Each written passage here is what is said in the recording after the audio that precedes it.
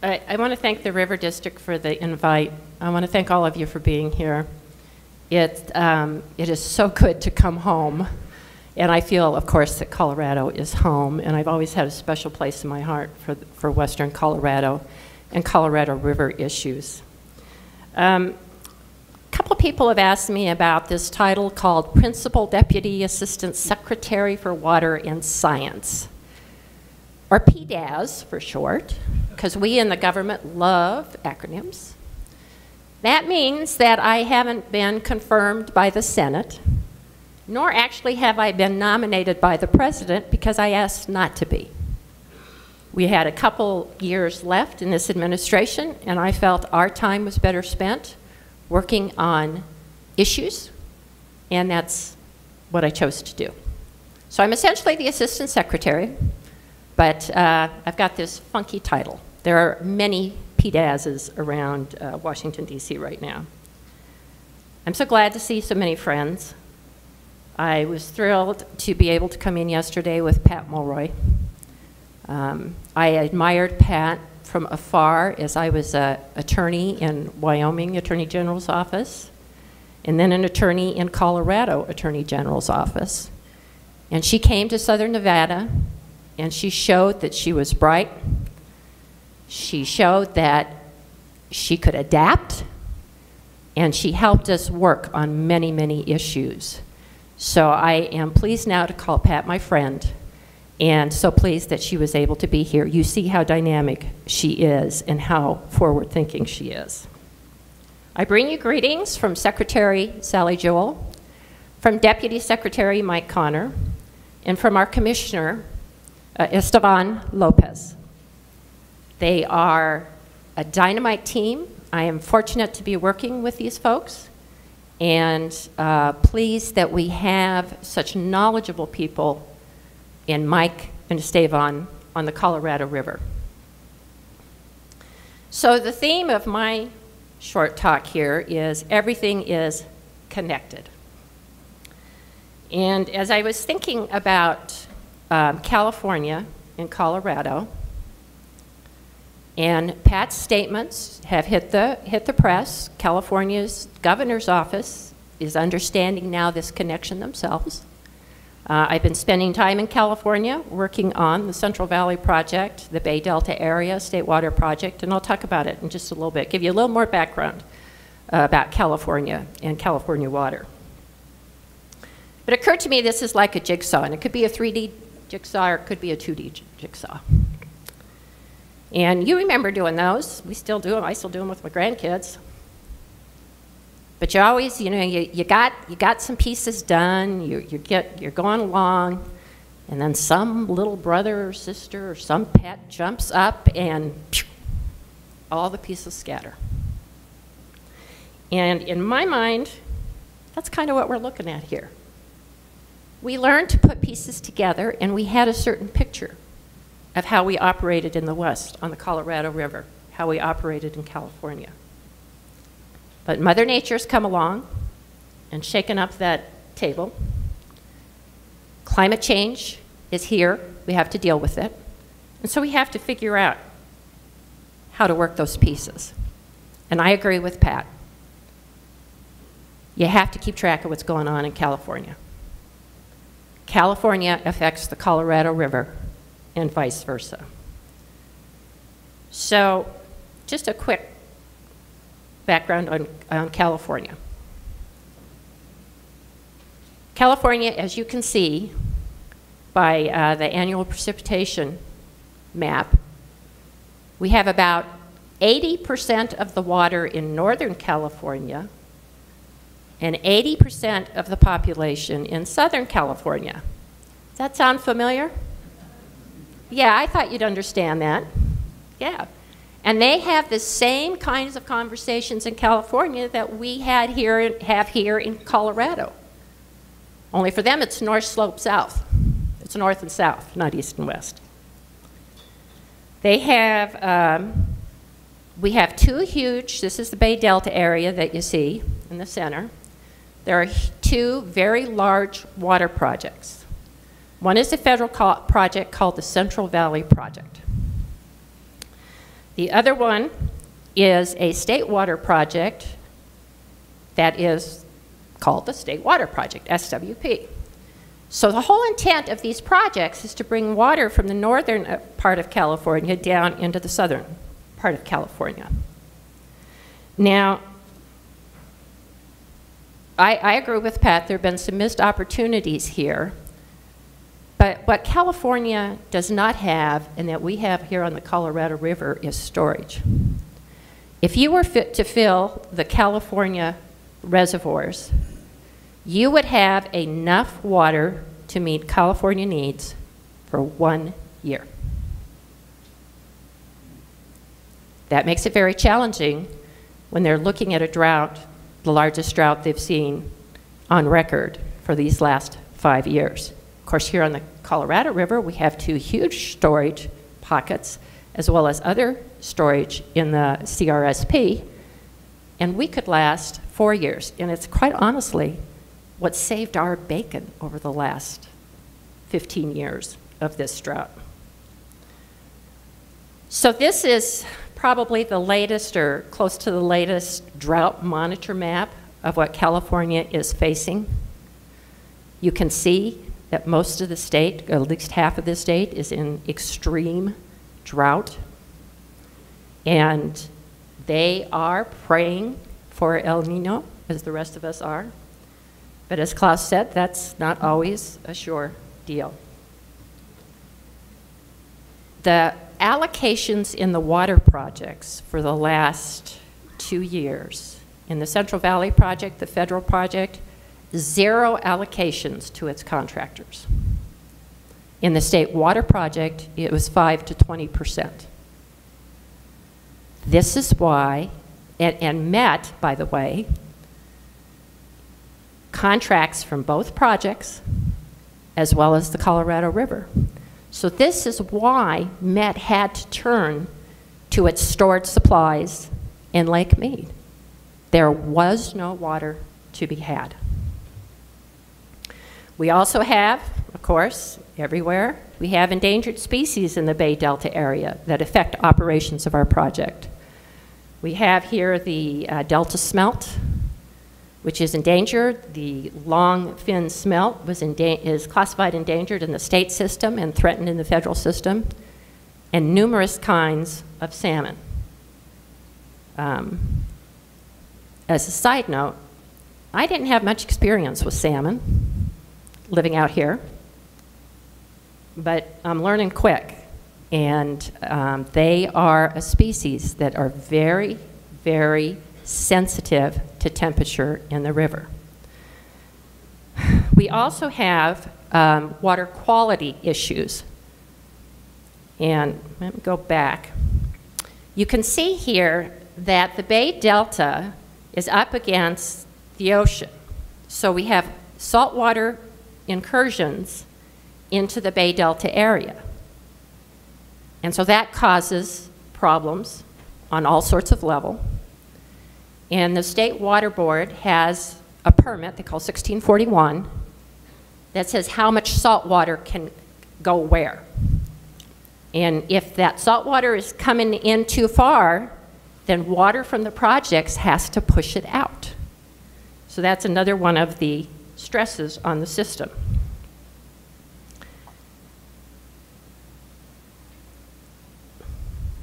So that's a bit on California. So I just wanted to lay that background.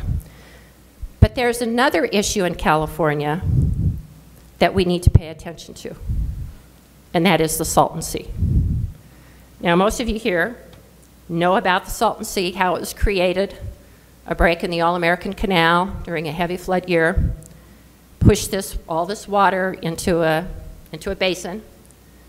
The water stayed, and irrigation flows, return flows, started feeding into this sea. And in the 1950s and 1960s, this was the place to be if you were a movie star. Lots of recreation. But then, Mother Nature, again, taking over. Just the natural evaporation process, and there's really no water that comes into the sea other than the irrigation return flows. So the lake started to recede. I'll come back to that in a second. Why should you care? Because Pat talked about California and their 4.4. There was a time when California was using a lot more than 4.4. I think it was 5.2 or 3, which they legally could do under the compact, but we got worried. We got worried that they were moving too much. So the 7 basin states, with, by the way, Colorado, Jim Lockhead, and Ken Salazar at the head of that march, with the help of Pat Mulroy, said, this has got to stop, California. You cannot depend on this water anymore. You have to cut yourself back to 4.4. They did, and they entered into some agreements that are called the Quantification Settlement Agreements. For short, we call them the QSA. And those allowed for transfers of irrigation water to the municipalities, to San Diego. IID became more efficient farmers. Consequently, as you all know, that means less return flows. Less was going to the sea. So the sea was shrinking because of evaporation, and we knew it was going to shrink because we were losing return flows. So in the QSA, California State said, we will take care of the Salton Sea, but IID, you have to provide, and the other irrigation folks, Palo Verde and Coachella, you have to provide mitigation water to the sea for the next 15 years. It was in 2003. They all have done that. The sea is still shrinking. Their obligation ends in 2017. And our fear now is that the sea will dramatically decrease. What you're seeing here is some playa, exposed playa, around a restoration project. But that playa blows dust into the air. And Imperial County has the largest per capita case of child asthma because of this flying playa. And so there's a serious health issue that we have to deal with here. The salinity is increasing, but the Salton Sea is also a very important spot on the Pacific Flyway. The birds love it. So we have to figure out something to do. Well, California, the state of California, kind of just ignored it for quite a while. And the Imperial Irrigation District, IID, to get their attention, actually filed a petition in front of their Water Resources Board and said, California's got to do something about this. And Governor Brown, to his credit, got his attention, realized there was an issue. Now, why is that important for us? Because it all depends on these QSAs and keeping California in their 4.4. If those agreements fall apart, then the cat just jumped on the puzzle again, and we got to start over, and we got to think about it. So Governor has now a new assistant secretary for Salton Sea, and we're pleased to see that happening. But it's another piece of California I think we need to think about. Climate change, drought all over the West. We know it's an issue. The Obama administration has tried to deal with it on several levels. We have President Obama's Climate Action Plan. In that, he created a National Drought Resiliency Partnership, very high-level leadership with daily coordination of federal agencies, including CEQ, DOI, NRCS, Forest Service, EPA, and NOAA. And many of you, I think, know Tom Eisman, who is Deputy Assistant Secretary, my deputy, and a Colorado native. And he's our go-to guy on that. Now that partnership is looking at pilot projects, and what those pilot projects are looking at is, can we coordinate on a integrated basin-wide plan? Can we get a conservation plan? Can we get a drought resiliency plan? More on a basin-wide level. There are also coordinated activities going on between NRCS and Department of Interior Reclamation. We did some projects in California where we issued water smart grants. So we took care of looking at conserved water and conserving water at the head gate. And then NRCS came in and they helped those particular farmers then conserve water. And it's been a great, great partnership. Reclamation has also put together a drought program, a new drought program. It is, it focuses on drought planning. And then once you have a drought plan, it focuses on implementing that for drought resistance. We were pleased to put $5 million into that plan this year. Basin studies, you all know about the Colorado River Basin Study. That's the flagship of basin studies. And we have been able to complete basin studies in many major areas. I think we've got 5 or 6 done at this point yet. So that's another part of the federal government's contribution to help move us in a sustainable direction. Oops. Now you all know about the Colorado River Water Supply and Demand Study. You know what it said. Jim asked about some of the augmentation discussion in that study. It was a well-done report. It was the first one. It was done with lots of stakeholder input, but we knew we could do better. And so after that, we looked at a moving forward discussion. Ultimate goal being that we identify actionable steps to address projected water supply and demand imbalances that have broad-based support and provide a wide range of benefits. There were 3 working groups established. You see them there: Ammonite conservation and reuse, ag water conservation, productivity and transfers, environmental and recreation flows. And the really great thing about this process is we brought in more stakeholders, and we brought in different stakeholders. And you all here, I know some of you here in this room have put a lot of time and effort to this process. And I want to thank you for that, because it helps us figure out how to move forward. So what is after this? This, by the way, was put out early this spring. There are comments now that were due in August. Reclamation will be putting those comments on the report on its website, so you can check that out. So then what's next? And that's the Phase 1 report I was just talking about. The Phase 2 report will be is going to be initiated here soon. It's a transition from study to action and building.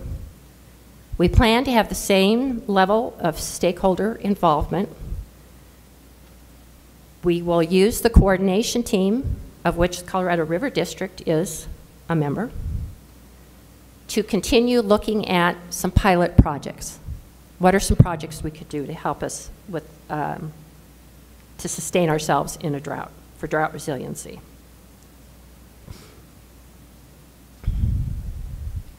Let's go to something more exciting. Coordinated operation guidelines. You all know these charts. Many of us live I should say die, but live and die by these charts. After a decade, the coordinated operation guidelines are working as intended. And what was the intent? The intent was to keep the levels in Mead and Powell protected and coordinated, both being linked to elevation. In this chart here, this is the Upper Basin, Lake Powell, end-of-month projections from August. You can see the blue lines where we have the different tiers that were negotiated in the coordinated operations negotiations. We have that first top blue line is the equalization tier. Then we go to the upper elevation balancing tier, and then it goes down from there. So, because of Miracle May, we see that Lake Powell is in a pretty stable position right now. Probably won't be equalization, although there's a chance. And we probably won't be hitting the lower the tier to trigger the shortage criteria. It looks like we'll be delivering at about 8.23 million acre feet, again, a regular delivery, maybe more, depending on what the winter brings us. Lower Basin hydrology, so this is the same thing. Whoops. Oh, yeah, okay. For Lake Mead, although it says Lake Powell. Well, so we're kind of in the same situation with Mead. Whereas before May, we were looking at almost a 90% chance of hitting a trigger and going into lower basin shortages. We now have a 20% chance of hitting a shortage trigger in 2016. Or actually, I take that 2017. We're not going to hit it in 2016. And a 50% chance in 2018. So one good year really helped us out of the box. It gave us breathing room, but that's all it did. It gave us breathing room. We cannot stop here.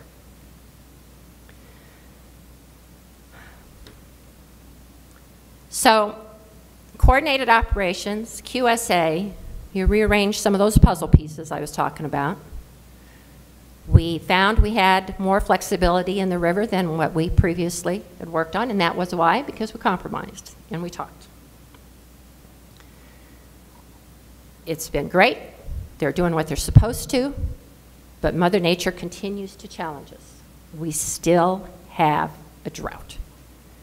And the Secretary of the Interior, when she came in, was very concerned about where this was headed. And she gathered the basin states together, and they all talked about it, and she expressed her concern. And the basin states said, we agree, we have to work out something more. And they promised to come back to her within a year and do that. Well, it's not so easy. I hate to call the coordinated operations as low-hanging fruit, but it probably was. And so we had to think harder and stronger about what to do. And is there a better way to operate these coordinated criteria? Should we be looking at them again? Are there other things we should be doing? I have to applaud the Upper Basin. You took the Secretary seriously, as did the Lower Basin, but you ran with it. You looked at contingency planning. With the help of the River District and the state and all the other states and the Upper Colorado River Commission, you looked at what can we do, and then developed that three-legged stool that I really admire. Extended ops. Never thought of that before. What a great idea. We looked at demand management. All right, we knew about that before, but maybe now that we have more incentive for it. And then, of course, weather modification. We here in Colorado, folks in Wyoming, many folks in the Lower Basin say it's a cheap way to get a little more water. And so we continue to do that. System conservation pilot projects are out. I understand there's 10, 5 in Wyoming, 5 in Colorado. I congratulate you on that. Lower Basin has not showed so much action. They are doing system conservation projects, but they had some very difficult discussions.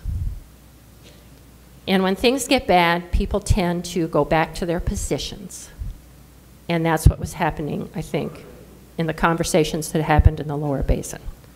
But contingency planning did happen. They did get the states together. They got the municipal entities that supply most of the water, and they put together an MOU. It's kind of a best efforts agreement saying we will provide new water to Lake Mead. in the next 5 years from 1.5 to up to 3 million acre-feet in Lake Mead. We're going to do that. And they have the best of intentions, but we need more than just good intentions. So, let me check my time here, okay. So we have continuing challenges. And how do we refit some of these pieces?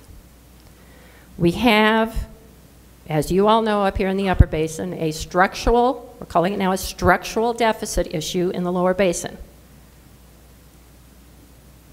And why is that?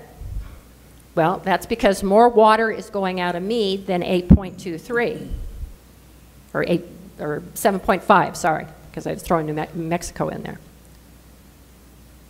Well, 9 million goes out of Mead every year to get the water to the head gates, essentially.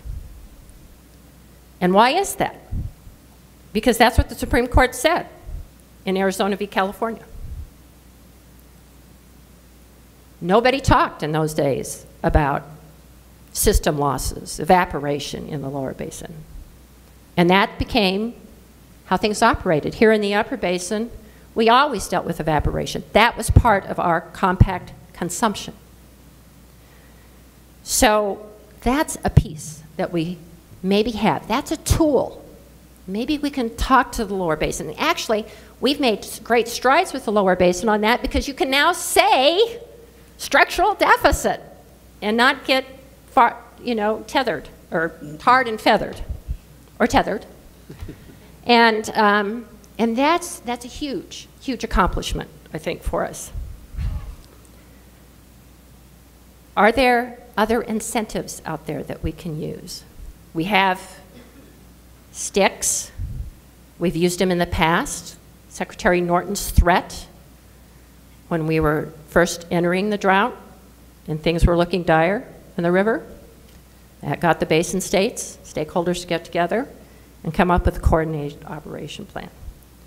What we are wrestling with right now in the federal government is there another stick? And what would that be? And is that really helpful or not?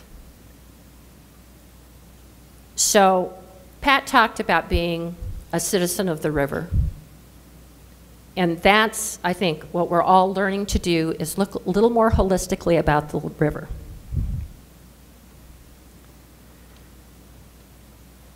We can look at what's worked. Pat talked about it. Careful compromise, cooperation. Keep politics out of it. Remember Senator Kane when he was running for president? Talked about changing the compact? That probably didn't help his chances out west any.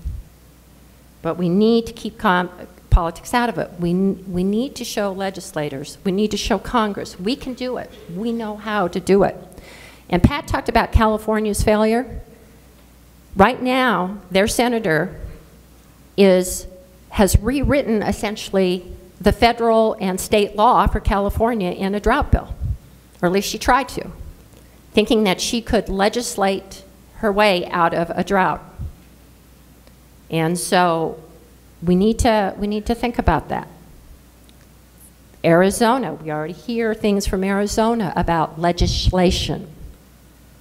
I agree with Pat. It's not going to happen. We're smart. We can figure this out. We need to keep within the framework of the river and find that consensus-based flexibility that we found in the coordinated ops. We need to get to know our counterparts on a personal level, and we need to develop that trust. Guidelines are doing what they're doing, but I agree with Pat. Once we hit a trigger, it is a free-for-all. And so we have been given some time to work this out. We must do better. With us on the river as a citizen is Mexico. And we looked at, let's see, in 2010 to 2012, we had 3 minutes with Mexico, 317, 18, and 19. And 319 was a historic minute. And Pat's right. People around the world talk about this. Mexico is very proud of this. We're very proud of this. We got Mexico to agree to share shortages on the river. They are a citizen of the river. But we had to agree to share surpluses. That's a fair trade. So now we're looking, minute 319 was for a 5-year period. We're 2 years into that, maybe 3. And we need to look farther ahead. And so a team has been composed, a negotiation team of state representatives. Ted Kowalski from the Colorado Water Conservation Board is there at the table. And we're seeing what we can do. My personal opinion is that the best we can do is extend the minute 319 and look ahead. Real quick, I want to talk about USGS. One of the most interesting parts of my job is dealing with scientists who, by the way, do have senses of humor. You saw Klaus did there. And they've led me in many different directions. But one of the directions I think you all know about is some of the remote sensing capabilities that we have. Interior's remote sensing started in 1966 with Secretary of Interior Stuart Udall, who said, we can do this better. We have, this is a quote, the time is now right and urgent to apply space technology towards the solution of many pressing natural resource problems being compounded by populations and industrial growth. And Landsat has become that tool for many of us here in the West, and especially on the Colorado River. These are the different variations of Landsat, Landsat 7 being the last one that was launched here about 2 years ago. So this is just an example of what Landsat does for us.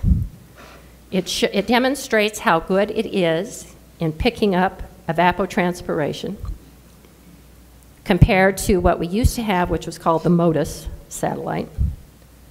Landsat has a 30-meter resolution, which gets us down to the field level. The Wyoming State Engineer's Office is using Landsat to figure out its consumptive use under the compact. Nevada State Engineer's Office uses Landsat to monitor consumptive water use at a tremendous cost or savings of time and costs. And in California, Ernest and Julio Gallo, which is the largest winery in the world, uses Landsat. They're the first company that we know in the beverage industry that uses Landsat data in viticulture practices.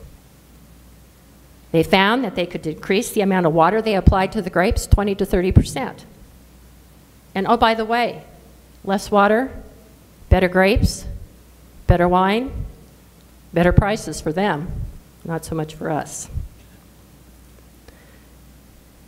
Here is then the Colorado River Basin, an evapotranspiration map using Landsat. You've probably all seen this before. I want to thank you all too for your support with USGS stream gauges. I continue to push to get more money for those stream gauges.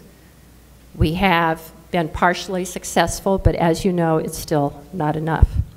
And I think one incident in Colorado that showed the importance, other than just measuring the water for how you administer it, was the Gold King mine spill.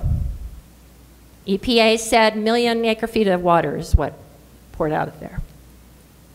USGS looked at their gauges and said, I don't think so. It's 3 million acre-feet. So it showed an application again of those stream gauges, and I want to thank you for your support. Finally, I want to talk about something that's Ann Castle put on our radar screen. and it's called the Open Water Data Initiative. Now, it's not a project. There's not anything to grab onto. It's a process. It takes fragmented data sets and makes them computer operable or machine compatible with each other so that we can improve our data accessibility, integrate data, identify data gaps. What you see here is a shot of a slide off the internet from our first visualization effort. And this was in California. We took data from the state, from Reclamation, from NOAA, EPA, of course USGS. And we wanted people to understand what reservoirs meant to them in their system and how they live and die, how they go up and down during these drought years. And so that's what this visualization project does. So you get on the internet, you can play with it, you can locate certain reservoirs, you can look at the past years. There's a lot of interaction going. So the USGS and Reclamation put this together to get people to start thinking. Okay, oh, we have this data now. How can we use it? It's not unlike Google. We all like Google Maps. Where do you think they get their data from? The federal government. And that's what we want to encourage. We want people to think about how can we apply this? What makes it work? How do we show people the effects of what's going on? We are hopefully going to share with you a Lower Basin visualization of this in the next coming months. We are just working through it, trying to, again, show folks how water moves in the Lower Basin, what that means from here to there. So that's something to look forward to.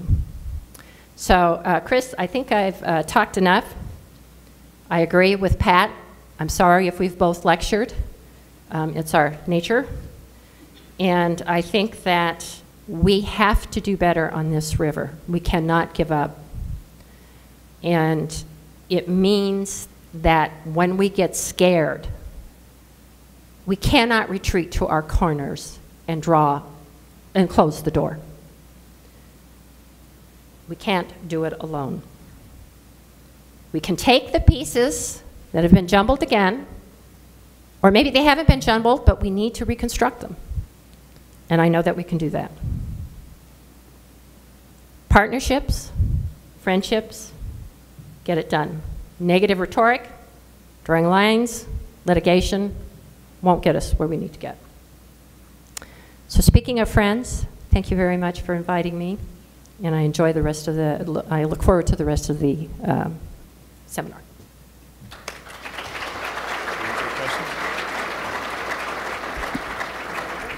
Jennifer's agreed, no. Jennifer's agreed to take questions, so if we have any, we've got the microphones again. If you just raise your hand and then wait until the microphone comes, so not only can Jennifer up here hear you, but others can as well. T. Wright's interested. He's not going to raise his hand. He's going to stand up and not be ignored this time. Hi, T. Wright.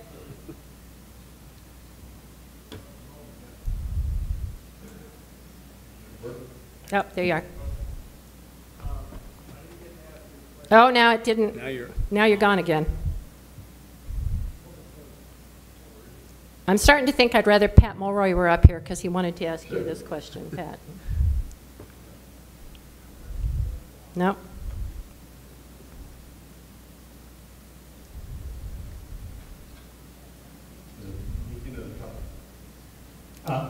Get that question, but part of your talk as well, so I'll ask you. Okay. And I think I heard that you talk about now. Yeah. The mosaic that we're having a conversation over, because that structural deficit is driving part of the problem, especially in the Lower Basin. There are issues, but that has to be on the table for the upper basins. Part of this conversation is my belief, and I just wanted to hear your thoughts on that. And Do you want to repeat the question? the question, because it's kind of, the question is looking at the mosaic that Pat talked about and moving forward on these issues. The structural deficit issue is one that has to be on the table. And the Upper Basin has always put that on the table. And so I agree with you, T. Wright. That has to be a piece of this mosaic. We have to think hard about that. The question is, how? But we have very smart people on this river. So, and there questions?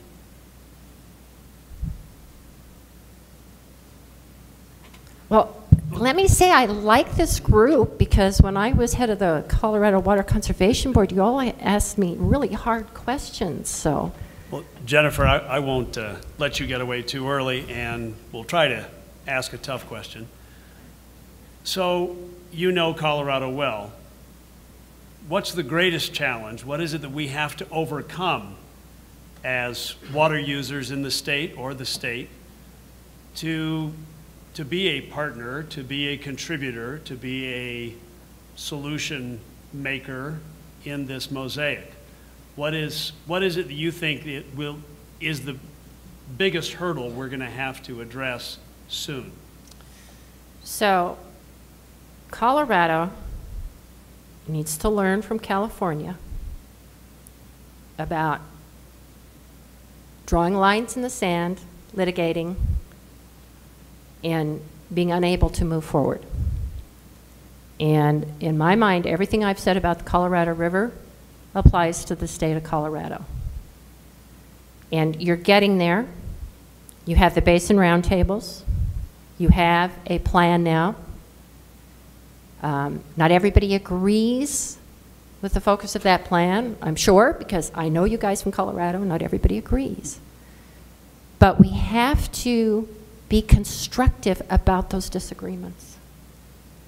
And I think that that's the one thing that happened. What I worried about when I was reading the papers, quite honestly, as you started working on the state water plan, and of course I had no dog in that fight, but I worried about the rhetoric, and I worried about people coming back to positions.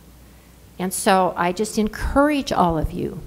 I think what's helped with the roundtables and the roundtable exchange that you've had is you're understanding each other's issues better. And that is a huge accomplishment for you. But always keep that, you know, you can have where you want to, you can protect what you want to protect. You can go after whatever you want to go after, but we all have got to do it together.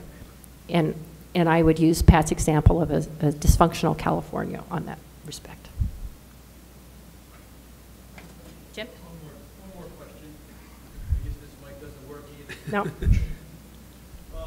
You mentioned that the Lower Basin has good intentions to put 1.5 to 3 million acre feet into the reservoir. One of the concerns of the Upper Basin is that no matter what we do up here on lake levels, if they don't succeed in the Lower Basin, it's all for naught. Has it been revealed what some of those intentions that create that much water are? I will tell you that it has been a difficult conversation for the Lower Basin. And we saw states, again, retreating. Nevada was taking care of its problem. It put a hole in the bottom of Lake Mead so that it would be able to get its water. But Nevada has continued to be a player in the game when they could have just walked away. Arizona has a new governor. You've read the statements of the governor. So it's a bit of getting that governor to understand a bit more of the mechanics and the cooperation and how far we've gotten with that. And I'm hopeful that that'll happen. You hear California already, you know, they got the 4.4. They're staying within the 4.4. And they have no other water to look at because of the drought in the northern part of California, in the Sacramento Valley and San Joaquin. And so that has made it difficult. But we are back to the table, thanks to Mike Connor and Esteban Lopez, Terry Folk, and Bob Snow. We've got them back. We're talking. And I don't think there's been anything that I can share with you at this point, but they're talking and they're throwing out ideas, and that's it. And this, quite honestly, is one of the reasons we in the federal government are saying, do we need a stick here rather than a carrot, or a little bit of both? So, good question. Anyone else? I think they're ready to go to lunch. Thank you, Jennifer.